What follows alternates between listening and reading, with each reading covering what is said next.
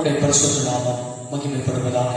ஆண்டவர் கடந்த 14 நாட்கள் அற்புதமாய் ஆண்டவர் பாதுகாத்து இந்த 15வது நாளையும் கர்த்தர் காண கொடுத்த கிருபைக்காக நான் கர்த்தரை துதிக்கிறேன். ஆண்டவருடைய சமூகத்தில் காத்திருக்கும் பொழுது ஆண்டவர் இந்த நாளிலும் கூட தந்த தீர்க்க தரிசன வார்த்தை கூறினார். உங்களுடைய சேர்க்கையை திருப்ப உங்களை என்ன செய்வேன் அன்பால் கேட்கிறேன். தானியேல் தீர்க்க தரிசன புத்தகம் 6ஆம் அதிகாரம் 16ஆம் வசனம். அப்பொழுது ராஜா கட்டளையிட்ட அவர்கள் தானியேலை கொண்டு வந்து அவர்களை சிங்கக்கவியிலே போட்டார்கள். ராஜா தானியேலை நோக்கி, நீ இடைவிடாமல் ஆராதிக்கிற உன் தேவன் உன்னை தப்புவிப்பார் என்றார். வானத்தை பூமி உண்டாக்கின சர்வ வல்லமை உள்ள எங்கள் அன்பு ரட்சகரே, இந்த வார்த்தையை எங்கெங்கெல்லாம் உட்கார்ந்து இந்த காணொளிகள் மூலமாய் கர்த்தருடைய வார்த்தையை கேட்கிறார்களோ உடைய பிள்ளைகளை ஆசீர்வதியும் என்று சொல்லி ஜெபிக்கிறோம். உடைய பிள்ளைகள் இந்த வார்த்தையை கேட்டு இந்த வார்த்தையின் ஆசீர்வாதங்கள் பெற்று அனுபவிக்க விசுவாசமா கேட்க விசுவாசமாய் இந்த வார்த்தையை நம்ப கர்த்தர் கிருபையால் நாங்கள் ஜெபிக்கிறோம். இயேசு கிறிஸ்துவின் நாமத்தில் வேண்டி கேட்கிறோம் நல்ல பிதாவே, ஆமென். தானியேல் 6ஆம் அதிகாரம் 16ஆம் வசனத்தில் வாசிக்க கேட்டோம். அங்கே ராஜா கட்டளையிட அவர்கள் தானியேலை கொண்டு வந்து அவனை சிங்கக்கவியிலே போட்டார்கள். ராஜா தானியேலை நோக்கி, ராஜா தரியு ராஜா தானியேலை நோக்கி சொன்ன வார்த்தைதான், நீ இடைவிடாமல் ஆராதிக்கிற உன் தேவன் உன்னை தப்புவிப்பார் என்றார். ஆமென். இந்த பிரசங்கத்தில் எடுத்துக்கொண்ட தலைப்பு தான் என்னன்னு சொன்னா, உன்னை தப்புவிப்பார். எனக்கு அருமையான கர்த்தருடைய பிள்ளைகளே, இந்த வார்த்தையை கேட்கிற தேவ ஜனங்களே, உங்களை ஆண்டவர் என்ன செய்கிறார் சொன்னால் தப்புவிப்பார் என்று சொல்லி ஆண்டவர் உங்களோடு கூட பேசிக் கொண்டிருக்கிறார். தானியேலை பாருங்கள். ஹல்லேலூயா. இந்த ராஜாக்களின் காலம், அதாவது நேபுகாத்நேச்சாருடைய காலம், அது மாத்திரமல்ல பெர்சியனாகிய கோரேசுடைய காலம், அது மாத்திரமல்ல இந்த தரியு ராஜாவுடைய காலம், 3 ராஜாக்களின் காலத்திலும் கூட தானியேலின் காலம், தானியேலுடைய காரியம் எப்படி இருந்தது என்று சொன்னால் ஜெயமாய் இருந்ததை நேசிக்கிறோம், வேதத்தில் வாசிக்கிறோம். இன்றைக்கும் சூழ்நிலைகள் எதிர்மறையாக இருந்தாலும் கூட நமக்கு அதை எப்பேற்பட்ட நெருக்கமான சூழ்நிலை இருந்தாலும் கூட ஆண்டவரை நம்பி இருக்கிற ஜனங்கள், ஆண்டவரை தெய்வமாய் கொண்டிருக்கிற ஜனங்கள் உங்களை பார்த்துதான் நீங்கள் ஏதோ ஒரு காரியத்தில் சிக்கி தவித்துக் கொண்டு எப்படி ஒரு பறவையானது ஒரு கூண்டுக்குள் மாற்றி அதை வெளியே வர முடியாத அளவுக்கு எப்படி முயற்சி பண்ணி சோர்ந்து போய் இழைப்படைந்து காணப்படுகிறதோ, அதே போல ஏதோ ஒரு காரியத்தில் நீங்கள் சிக்கியிருக்கிறீர்கள் அல்லவா, எவ்வளவு முயற்சி பண்ணீர்கள், அதிலிருந்து தப்பித்து விடலாம், அதிலிருந்து வெளியே வந்து விடலாம் என்று சொல்லி எவ்வளவோ முயற்சி எடுத்து உடைய முயற்சி எல்லாம் தோற்று போன ஒரு அனுபவத்தில் காணப்படுகிறதா? அன்றைக்கு தரியு ராஜா சொன்னது போலவே, இடைவிடாமல் ஆராதிக்கிற உன் தேவன் உன்னை தப்புவிப்பார். அப்படின்னா தானியேலுடைய வாழ்க்கையில பாருங்கள், இடைவிடாமல் கர்த்தரை ஆராதிக்கிறவனாக இருந்தான். அன்றைக்கு பாருங்கள், தேசாதிபதிகள், அது மாத்திரமல்ல பிரதானிகள், 120 தேசாதிபதிகள், 3 பிரதானிகள் அவனுக்கு விரோதமாய் கூட்டம் கூடினார்கள். அவனை எப்படியாவது என்ன செஞ்சவன்னு சொன்னால் குற்றம் கண்டுபிடிக்க வேண்டும் என்று சொல்லி முகாந்திரம் தேடினார்கள். அவன் உண்மை உள்ளவனாய் இருந்தான், தேவனாகிய கர்த்தரை விசுவாசிக்கிறவனாய் இருந்தான். அப்படிப்பட்ட நிலைமையில் தான் ஆண்டவர் அவனுடைய வாழ்க்கையை என்ன செய்தார் என்று சொன்னால், ஒரு தரியு ராஜா அவன் வாயை திறந்து சொல்கிறான் சொன்னால், நீ இடைவிடாமல் ஆராதிக்கிற உன் தேவன் உன்னை தப்புவிக்க அல்லேலூயா வல்லமையுடையவர் தப்புவிப்பார் என்று சொல்லி அறிக்கை இடுகிறான். இந்த வார்த்தையை கேட்டுக்கொண்டிருக்கிற தேவ ஜனமே, அல்லேலூயா, நீங்கள் எந்த ஒரு காரியத்தில் சிக்கி தவிக்கிறீர்கள்? அன்றைக்கு தானியேல் சிங்கங்களின் கவிகளில் சிக்கி தவித்தார். சிங்கம் பாருங்க, அங்கே சிங்கம் கவிப்படாம சிங்கங்கள் அப்படின்னு சொல்லி தானியேல் 6ஆம் அதிகாரம் 22ஆம் வசனத்தில் எழுதியிருக்கிறோம். கவியில் முழுவதும் இருள் சூழ்ந்த நிலைமையில், அல்லேலூயா, அது மாத்திரமல்ல சிங்கத்தின் மத்தியில் மற்ற கவியில வேற என்னதெல்லாம் ஆபத்துகள் இருந்தது தெரியாது. ஒரு ஆபத்து அல்ல, சிங்கங்கள் இருக்கிறது, இருள் சூழ்ந்த நிலைமைகள் இருக்கிறது, கெவிக்குள் வேற ஏதாவது இருக்கிறதா தெரியாது. கெவிக்கு வெளியில் என்ன செய்த கல்கள் வைக்கப்பட்டிருக்கிறது, முத்திரை வைக்கப்பட்டிருக்கிறது. இப்படிப்பட்டதான ஒரு நிலைமையில் தான் இங்கே தானியேல் காணப்பட்டான். இன்றைக்கு நம்முடைய வாழ்க்கையில் திருமண எல்லா 4 திசைகளிலும் இருள் சூழ்ந்த அனுபவம் இருக்கிறதா? எந்த பக்கத்துல வழி இருக்கிறது தெரியல அப்படி சொல்லி சோர்ந்து போயிருக்கீங்களா? உங்களை தப்புவிக்கிறவர் இன்றைக்கு உங்க கூட என்ன செய்து கொண்டிருக்கிறார், பேசிக் கொண்டிருக்கிறார். உதாரணமாய் ஆப்பிரிக்கா தேசத்தில் வாழ்ந்ததான டேவிட் லிவிங்ஸ்டன் என்கிற ஒரு தேவ மனிதர் அந்த ஆப்பிரிக்கா தேசத்திற்காக ரட்சிப்புக்காக பல ஆண்டுகள் ஜெபித்தவர், உண்மையாய் ஊழியம் செய்தவர். அவருக்கு விரோதமாய் சத்துருக்கள் எழும்பி எப்படியாவது டேவிட் லிவிங்ஸ்டனை என்ன செய்யணும்னு சொன்னால் அழித்து விட வேண்டும், கொலை செய்து விட வேண்டும் என்று சொல்லி சதிநாசங்களை செய்தார்கள். ஒரு நாள் அவருக்கு விரோதமாய் கூட்டம் கூடி அவர் இருக்கிற வீட்டுக்கு வெளியே வந்து நின்றார்கள். இன்றைக்கு எப்படியாவது டேவிட் லிவிங்ஸ்டன் என்ன செய்யணும்னு சொன்னால் கொலை செய்து விட வேண்டும் என்று அங்கே வெளியே வந்து நின்றவர்கள் டேவிட் லிவிங்ஸ்டன் என்ன செய்கிறார் என்று சொல்லி சன்னல் வழியாக பார்க்கிறார்கள். சன்னல் வழியாக பார்த்தால் அவர்களுக்கு என்ன செய்யணும்னு சொன்னால் டேவிட் லிவிங்ஸ்டன் அவர் ஆப்பிரிக்காவுடைய ரட்சிப்புக்காக பாரத்தோடு வேட்டல் செய்து கொண்டிருக்கிறார், கண்ணீரோடு வேட்டல் செய்து கொண்டிருக்கிறார். அது மாத்திரமல்ல, ஒரு பெரிய அதிர்ச்சி என்று சொன்னால் அவர் முழங்கால் படியிட்டு வேட்டல் செய்து கொண்டிருக்கிறார். அவருக்கு முன்பாக ஒரு பெரிய மனுஷன், பெரிய பாம்பு அவருக்கு முன்பாக என்ன செய்து கொண்டிருக்கிறது, நின்று கொண்டிருக்கிறது. இந்த இவரை கொலை செய்ய வந்தவர்கள் இப்போ ஒருவருக்கு விரோதமாய் ஒருவர் என்ன செய்தார்கள், பேசிக் கொண்டார்கள். என்ன பேசிக் கொண்டார்கள் தெரியுமா? நாம் ஏன் இவனை கொலை செய்ய வேண்டும், அந்த சர்ப்பவை என்ன செய்ய வேண்டும் என்று சொன்னால் கொன்று விடும், நாம என்ன செய்ய திரும்பி போகலாம், ஆனால் என்ன நடக்குது என்று சொல்லி பார்த்து விட்டு என்ன செய்யலாம், போகலாம் என்று சொல்லி அவர்கள் பேசிக் கொண்டார்களாம். இப்படிப்பட்ட சூழ்நிலை, இப்படிப்பட்ட ஆபத்து டேவிட் லிவிங்ஸ்டனுக்கு எல்லாம் தெரிகிறது. நமக்கு முன்னால் ஒரு பெரிய சர்ப்பம் நிற்கிறது, நமக்கு சுத்தி சத்துருக்கள் என்ன செய்கிறார்கள், நம்மை கொலை செய்ய நிற்கிறார்கள். எப்பக்கத்திலும் தப்பிக்க முடியாத ஒரு இக்கட்டான நிலை இருக்கிறது என்று சொன்னாலும் கூட ஜெபத்தை நிறுத்தவில்லை, பாவத்தை கண்டு பயப்படவில்லை, சோர்ந்து போகவில்லை. அது மத்தியிலும் தன் தேவனாயிருக்கிற கர்த்தரை நோக்கி எப்படி தானியேல் அவனுக்கு விரோதமாய் கூட்டம் கூடினவர்கள் மத்தியில் 3 வேளை அவன் ஜெபிக்கிறதை மாத்திரம் நிற்காமல் தன் தேவனை நோக்கி ஜெபித்தானே, அதே போல இந்த டேவிட் லிவிங்ஸ்டனும் ஜெபித்தார். அவரை என்ன செய்ய சொன்னால் அவருக்கு விரோதமாய் இருந்த அந்த சர்ப்பம் அவருக்கு முன்பாக அப்படியே விழுந்து என்ன செய்தது, அந்த இடத்தை விட்டு கடந்து சென்றது. இதை பார்த்த அவரை கொலை செய்ய வந்த மனிதர்கள் என்ன செய்தார்கள் என்று சொன்னால், இவன் உண்மையிலே ஒரு வேறு மனிதர், இவன் கூட கடவுள் இருக்கிறார், இவன் கூட ஆராதிக்கிற இயேசு இருக்கிறார் என்று சொல்லி அறிந்து அவரை கொலை செய்து வந்தவர்கள் அந்த இடத்தில் மனம் மாறினார்கள், ரட்சிக்கப்பட்டார்கள். இன்றைக்கு செய்கிறோம், அந்த சரித்திரத்தில் நாம் வாசிக்க முடிகிறது. இதே போல்தான் உங்களுடைய வாழ்க்கையில் எப்பேற்பட்ட தப்புவிக்கவே முடியல, வழியே இல்லை, நீங்கள் வாழ்க்கையை வாழ்ந்து என்ன பிரயோஜனம் என்று சொல்லி வாழ்க்கையே எதிர்மறையாக்கிக் கொண்டு வாழ்க்கையே முடிந்தது, இனிமேல் வாழ்வதை காட்டிலும் மறித்து விடலாம் என்று சொல்லி நீங்கள் எப்பேற்பட்ட சூழ்நிலைகளாக இருக்கிறீர்களா, இன்னைக்கு ஆண்டவர் தப்புவிப்பார். இன்னைக்கு இடைவிடாமல் ஆராதிக்கிற தேவன் அல்ல, இன்னைக்கு தானியேலை தப்புவித்தது போல, டேவிட் லிவிங்ஸ்டனை தப்புவித்தது போல, ஏன் உங்களை இன்றைக்கு தப்புவிப்பதற்காக தான் ஆவியானவர் இதன் வழியாக செய்து கொண்டிருக்கிறார், பேசிக் கொண்டிருக்கிறார். உன்னை தப்புவிப்பார், இதற்கெல்லாம் இடையே தப்புவிப்பார் என்று சொன்னால் இங்கே தானியேல் 6ஆம் அதிகாரம் 16வது வசனத்தில் வாசித்தோம். ஆரம்பத்திலே நாம் வாசித்தது போலவே ராஜா தானியேலை நோக்கி, நீ இடைவிடாமல் ஆராதிக்கிற உன் தேவன் உன்னை தப்புவிப்பார் என்றான். ஆமென். இடைவிடாமல் ஆராதிக்கிற உன் தேவன் உன்னை தப்புவிப்பார்.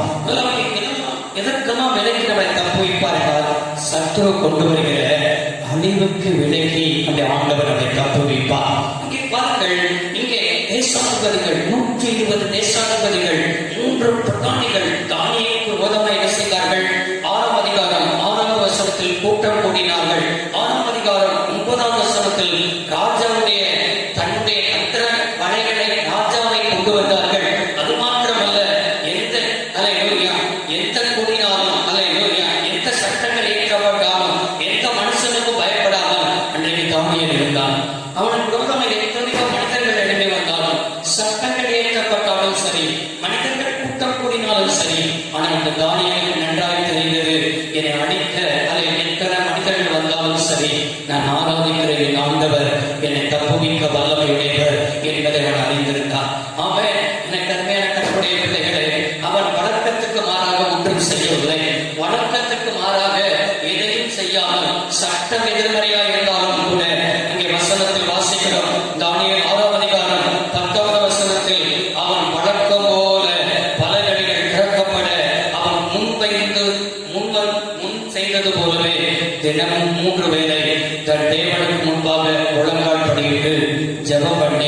சோதனம் பண்ணினான். ஆமென். நண்பர்களே, சட்டம் எதிராக தான் இருக்கிறது, மனிதர்கள் எதிராக தான் இருக்கிறார்கள். தன் தேவனாயிருக்கிற கர்த்தரை ஆராதித்தால் சிங்கத்தின் கவியிலே தூக்கி போடுவார்கள். எல்லாம் தெரியும், எல்லாம் இருந்தது, எல்லாம் அறிந்தவன் என்று சொன்னால் பிரதானிகளிடத்திலே மேன்மையானவனாய் அவன் இருந்தான். அந்த தேசத்தை குறித்து தெரியும், அந்த சட்டத்தை குறித்து தெரியும், எல்லாத்தையும் தெரியும். எல்லாம் தெரிந்தாலும் கூட தன் தேவனாயிருக்கிற கர்த்தரை ஆராதிப்பதை அவன் விட்டு விடவில்லை, மறந்து விடவில்லை. இன்றைக்கு ஒரு சின்ன காரியம் வந்துவிட்டால் ஆண்டவரை மறந்து விடுகிறோம், ஆண்டவரை விட்டு கூற போகிறோம். அல்லேலூயா. சொந்த மந்தத்துக்கு ஒரு நிகழ்ச்சி என்று வந்துவிட்டால் ஆண்டவரை ஆராதிப்பதை விட்டுவிட்டு உலகத்தின் காரியத்துக்கு முக்கியத்துவம் கொடுத்து விடுகிறோம். இந்த வார்த்தையை கேட்டுக் கொண்டிருக்கிற தேவப்பிள்ளையே, என்னை பார்த்து தான் கர்த்தர் பேசிக் கொண்டிருக்கிறார். எதிர்மறையாக இருந்தாலும் கூட, சூழ்நிலை எதிர்மறையாக இருந்தாலும் கூட, சட்டங்கள் எதிர்மறையாக இருந்தாலும் கூட, அல்லேலூயா, எத்தனை மனிதர்கள் வந்தாலும் கூட ஆண்டவரை இடைவிடாமல் தானியேலுடைய வாழ்க்கையில் சிங்கத்தின் கவியிலே தூக்கி போட்டார்கள். இரவு முழுவதும் சிங்கத்தின் நடுவில் தானியேல் இருந்தார். தானியேல் சிங்கத்தின் நடுவில் இருந்தாலும் கூட ஒரு தூதனை ஆண்டவர் அனுப்பி சிங்கத்தின் வாயை கட்டி போட்டார். பகல் நேரத்தில், அதாவது காலையிலேயே தானியேல் ராஜா வந்து சொல்கிறார், அல்லேலூயா, தானியேலே, அல்லேலூயா. 20 வருஷத்துல பாருங்க, ராஜா தேவையின் கிட்ட வந்த போது துயர சத்தமாய் தானியேலை நோக்கி கூப்பிட்டான். தானியேலே, ஜீவனுள்ள தேவனுடைய தாசரே, நீ இடைவிடாமல் ஆராதிக்கிற உன் தேவன் உன்னை சிங்கங்களுக்கு தப்புவிக்க வல்லவராய் இருந்தாரா என்று தானியேலை கேட்டான். அப்பொழுது தானியேல் ராஜாவை நோக்கி, நீர் வாழ்க, சிங்கங்கள் என்னை சேதப்படுத்தாதபடி தேவன் தம்முடைய தூதனை அனுப்பி அவருடைய வாய்களை என்ன செய்தார் சொன்னால் கட்டி போட்டான். ஆமென். சிங்கத்தின் வாயை கட்டி போட்டார். இரவு முழுவதும் சிங்கத்தின் நடுவில் அவன் இருந்தார். ஒரு சேதமும் என்ன செய்தால் தொடாதபடி சிங்கத்தின் வாய்களை கட்டினவர். கடைசியில் நடந்தது என்ன? எந்த மனிதன் அவனை அடிக்கணும் என்று சொல்லி ராஜாவுக்கு தீர்மானங்களாக எழுத வைத்தானோ, முத்திரைகளாக போட வைத்தானோ, அதே அதிகாரம் 6ஆம் அதிகாரம் 24வது வசனத்தில் வாசிக்கிறோம். தானியேலுக்கு விரோதமாய் எழுப்பின மனிதனுடைய முடிவை குறித்து நாம் பார்ப்போம் என்றால், தானியேல் 6ஆம் அதிகாரம் வசனம் 24, தானியேல் மேல் குற்றம் சாட்டின மனுஷரை கொண்டார். ராஜா கொண்டு விட சொன்னார். அவர்களையும் அவருடைய குமாரரையும் மனைவிகளையும் சிங்கத்தின் கவியிலே போட்டார்கள். போடும்பொழுது நடந்தது, அவர்கள் கவியின் அடியில் சேரும் முன்னே சிங்கங்கள் அவர்கள் மேல் பாய்ந்து அவருடைய எலும்புகள் எல்லாம் நொறுக்கி போட்டதை செய்கிறோம். வேதத்தில் வாசிக்கிறோம். எந்த மனிதர்கள் தானியேலை அடிக்க, அல்லேலூயா, அடித்து முற்றிலும் அடித்து விட வேண்டும் என்று சொல்லி வந்தார்களோ, அவர்களையும் அவருடைய குமாரர்களையும் மனைவிகளையும் அவருடைய சந்ததியும் என்ன செய்தார்கள்? அழிந்து போனார்கள் என்று செய்கிறோம். வேதத்தில் வாசிக்கிறோம். அழிக்க வந்தவர்களை அழியும்படி செய்கிற தேவன் நம்முடைய தேவன். எனவே உன்னை தப்புவிக்க, உனக்காக யாவையும் செய்ய என் தேவன் அவர் போதுமானவராய் இருக்கிறார். முதலாவது பிசாசு, சத்துரு உன்னை அழிக்க வருவான். இரண்டாவது அவன் எப்படியெல்லாம், அல்லேலூயா, நம்மை அழிக்க வருகிறதற்கு அவன் வருகிறான் என்று சொன்னார். அது மத்தியில் ஆண்டவர் எப்படி நம்மளை தப்புவிக்கிறார் என்று சொன்னார். சங்கீதம் 91 சங்கீதம் 3ஆம் வசனம், அவர் உன்னை வேணுடைய கண்ணிக்கும் பாவத்தும் கொள்ளை நோய்க்கும் அவர் தப்புவிப்பார் என்று செய்யப்பட்டிருக்கிறது, எழுதப்பட்டிருக்கிறது. அவர் உன்னை வேணுடைய கண்ணிக்கும் பாவத்தும் கொள்ளை நோய்க்கும் தப்புவிக்கிறவர். இரண்டாவதாக ஆண்டவர் சத்துரு கொண்டு வருகிற கண்ணிகளுக்கு என்ன செய்கிறவர்? கண்ணிக்கு தப்பு வைக்கிறவர். பிசாசு எப்பொழுதுமே நமக்கு கொண்டு வைப்பார். ஒரு வேலை எடுத்துக்கொள்ளலாம், ஒரு பறவைகளை பிடிப்பதற்கு என்ன செய்கிறான் சொன்னால் வலைகளை வைக்கிறான். வலைகளுக்கு கீழாக தானியங்களை வைக்கிறான். அந்த தானியத்தை அந்த பறவை வந்து பொறுக்க வரும் பொழுது அந்த வலைகளில் சிக்க வைக்கிறான். அதே போலதான் ஒரு வீரனை பிடிக்க என்ன செய்கிறான் என்று சொன்னால் கண்ணிகளை வைக்கிறான். அந்த கண்ணி மறைவாக இருக்கும் பொழுது அது என்ன செய்கிறது? வீரர்கள் மாட்டிக்கொள்கிறது. அதே போல் யானையை பிடிப்பதற்கு குழி தோண்டுகிறான். குழிக்கு மேலாக என்ன செய்கிறான் என்று சொன்னால் மரக்கிளைகளை போடுகிறான்.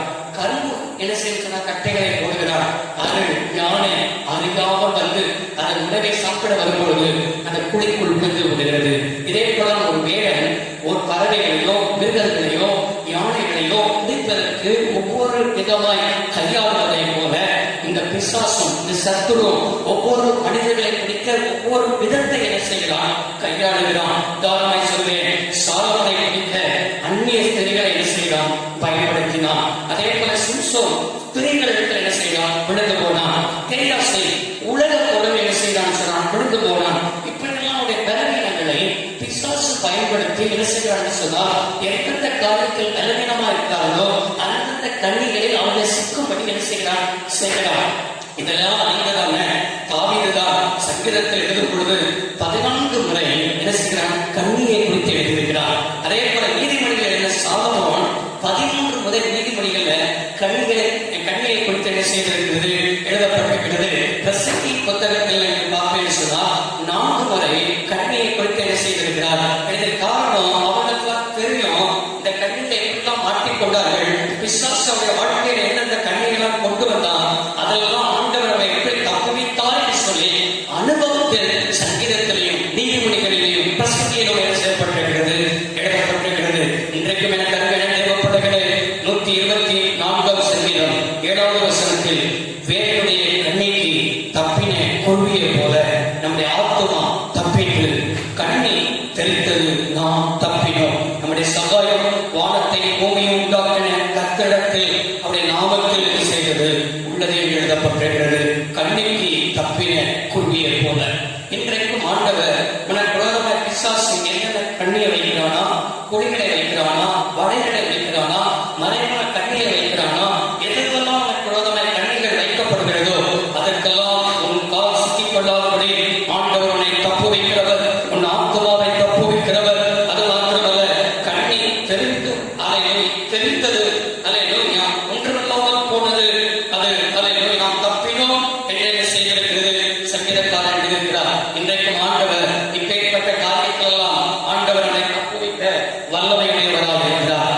மூன்றாவதாக உன்னை தப்புவிப்பவர் இதற்கெல்லாம் உன்னை தப்புவிக்க வல்லமையுடையவராக இருக்கிறார் என்று சொன்னால் 72ஆம் சங்கீதத்தை திருப்பிக் கொள்வீர் என்று சொன்னார். 12 14 வசனம் வரை கூப்பிடுகிற எளியவனையும் உதவுகின்ற சிறியவனையும் அவர் விடுவிப்பார். பலவீனனுக்கு எளியவனுக்கும் அவர் இறங்கி எளியவர்களின் ஆத்மாவை ரட்சிப்பார். அவர்கள் ஆத்மாக்களை வஞ்சகத்திற்கும் கொடுமைக்கும் தப்புவிப்பார். அவருடைய ரத்தம் அவருடைய பார்வைக்கு அருமையாயிருக்கும்.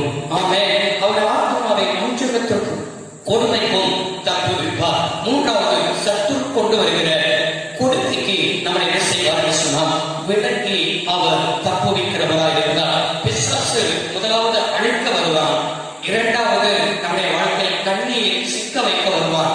அதிலேயும் நம்மை தப்பித்துக் கொள்ளும் போது மூன்றாவது ஒரு காரியத்துக்கு வருகிறார், கொடுமையை. அல்லேலூயா.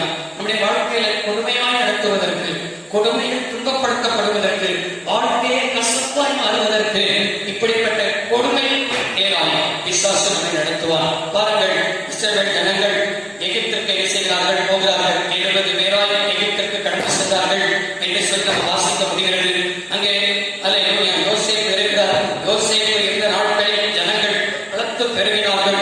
யோசேப்பே அறியாத ஒரு புதிய ராஜன் எகிப்திலே போன்ற பொழுது அங்கே இஸ்ரவேல் ஜனங்கள் என்ன செய்தார்கள் என்று சொன்னால் வளர்த்து பெருகினார்கள். தேசம் அவருடையதாய் மாறினது என்று சொல்லி கண்டு அவர்களை ஒடுக்கும்படி, அல்லேலூயா, அங்குள்ளதான பார்வோன் அவர்களை சுமை சுமக்கும்படி, அவர்களுக்கு பல கட்டுப்பாடுகளை இருக்கும்படி பல காரியங்களை அவர்களுக்கு நேராக வந்தது. அதே யாத்திராகமம் 1ஆம் அதிகாரம் வசனம் 12 பாருங்க. அவர்கள் எவ்வளவாய் நெருக்கப்பட்டார்களோ அவ்வளவுக்கு அதிகமாக என்ன செய்தார்கள்? பெருகினார்கள் என்று என்ன செய்கிறோம்? வேதத்தில் வாசிக்கிறோம். பெருக்கத்தை கண்டு பார்வோனுக்கு இந்த எபிரேயர்கள் எரிச்சல் உண்டானது. எரிச்சல் தாங்கிக் கொள்ள முடியாத எரிச்சலாக இருந்தது. அதே யாத்திராகமம் 1ஆம் அதிகாரம் வசனம் 13 எகிப்திய இஸ்ரவேல் புத்திரரை கொடுமையாய் வேலை வாங்கினார்கள். ஆமென். கொடுமையாய் வேலை நடத்தப்பட்டார்கள். கொடுமையாய் நடத்தப்படுகிறது நிமித்தமாய் இந்த அதிகாரத்தில் வாசிக்கிறோம். யாத்திராகமம் 1ஆம் அதிகாரம் வசனம் 14 அவர்களுக்கு அவருடைய ஜீவன் கசப்பாய் மாறினது. ஏன் வாழ்கிறோம்? ஏன் இப்படிப்பட்ட உபத்திரவத்தின் வழியாக இருக்கிறோம் என்று சொல்லி தன் ஜீவனையே கசப்பாய் மாறுகிற அளவுக்கு கொடுமையாய் நடத்தப்பட்டார்கள்.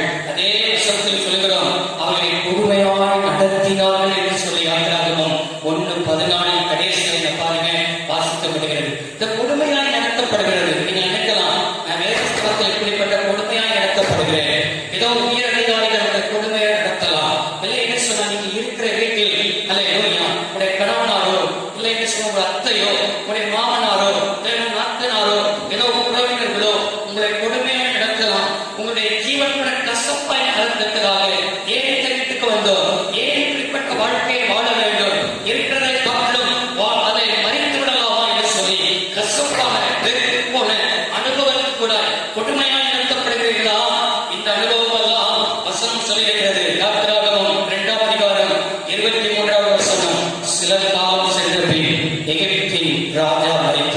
இஸ்ரவேல் புத்திரர் அடிமைத்தனத்தில் தவித்து முறையிட்டுக் கொண்டிருந்தார்கள்.